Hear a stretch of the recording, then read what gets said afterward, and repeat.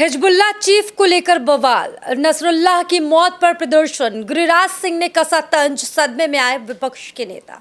Hezbollah chief Nasrallah के मौत के खिलाफ जम्मू कश्मीर समेत भारत में कई जगहों पर विरोध प्रदर्शन हो रहा है। जम्मू कश्मीर में विधानसभा चुनाव के बीच इसका सबसे ज्यादा असर देखने को मिला है। पीडीपी चीफ महबूबा मुफ्ती समेत कई पार्टियों के नेताओं ने न सिर्फ हिजबुल्लाह चीफ नसरुल्लाह की मौत पर दुख जताया है, बल्कि अपने चुनावी कार्यक्रमों को भी रद्द कर दिया है। अब इसे लेकर केंद्रीय मंत्री गिरिराज सिंह ने तंज कसा है और विपक्ष के नेताओं पर करारा हमला बोला है। केंद्रीय मंत्री गिरिराज सिंह ने एक्स पर लिखा है, जान न पहचान, भारत में वो बन गए इनके अब्बू जान। इजराइल इन दिनों लेबनान में हिजबुल्लाह के ठिकानों पर हमले तेज कर दिए हैं। हाल ही में इजरायली एयरफोर्स द्वारा की गई एयर स्ट्राइक में हिजबुल्लाह चीफ नसरुल्लाह समेत कई कमांडर ढेर हो गए। पीडीपी अध्यक्ष महबूबा मुफ्ती ने इजरायली हमले में मारे गए हिजबुल्लाह नेता नसरुल्लाह को शहीद बताया था।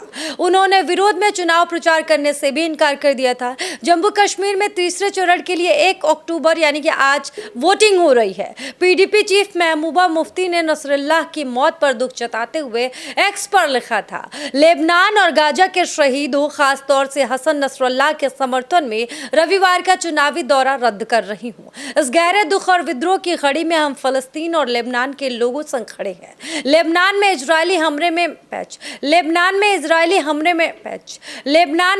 हमले में मारे गए नसरुल्लाह के समर्थन में जम्मू कश्मीर के बडगाम में लोगों ने रैली भी निकाली, जिसमें बड़ी तादाद में महिलाएं भी शामिल हुई। और यही सब देखकर केंद्रीय मंत्री गिरिराज सिंह ने तंज कसा है।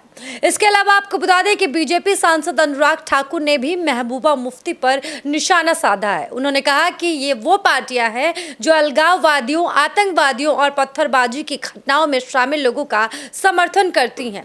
जेकेएनसी, पीडीपी और कांग्रेस जैसी पार्टियां आतंकवाद का समर्थन करती हैं। उन्हें गाजा तो नजर नहीं आता, लेकिन ढाका में हिंदुओं की हत्याएं नजर नहीं आती। ये बहुत दुर्भाग्यपूर्ण है कि एक राजनीतिक दल तुष्टीकरण की राजनीति के चलते इस तरह से अपनी रैलियों को रद्द कर रही है। वो लोकतंत्र के पक्ष में नहीं है, वो आतंकवाद के समर्थक हैं। आपको बता दें कि हसन नसरुल्लाह एक लेबनानी मौलवी और हिजबुल्लाह महासचिव था, जो एक शिया इस्लामिक राजनीतिक दल और सशस्त्र समूह है।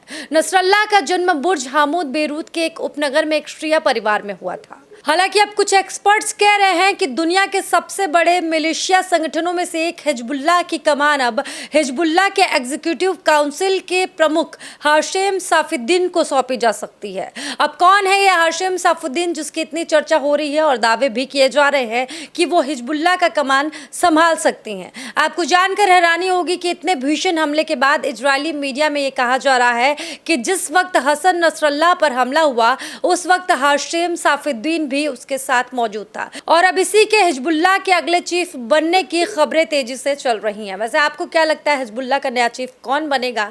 कमेंट सेक्शन में बताइएगा। और जो महबूबा मुफ्ती का बयान है, उसको लेकर क्या सोचते हैं आप? कमेंट में बताइएगा।